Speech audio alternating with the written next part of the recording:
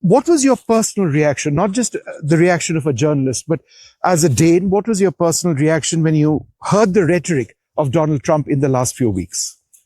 I think it's gotten a lot more serious the last couple of weeks. We've heard about his ambitions a year ago and back in his first term about somehow wanting to take over Greenland. But this time it was totally different because he was so persistent.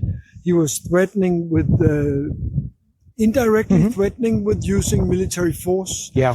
And that, I think the situation just became much more serious for Greenlandic people, for the Danish people, and for me personally. It would put an end to NATO, right? If Trump were to even attempt to quote unquote buy Greenland or use military force, that is the end of NATO, which has lasted for so many decades as the basis of peace in Europe.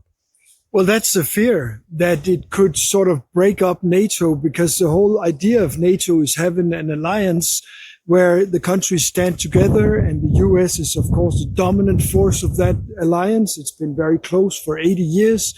And then if suddenly one country within the alliance attacks another country, then what is the alliance worth? You know, who should we defend ourselves against? Who should we trust? Are the Americans still our close allies, or are they our enemies? So that would create a total confusion within the NATO alliance.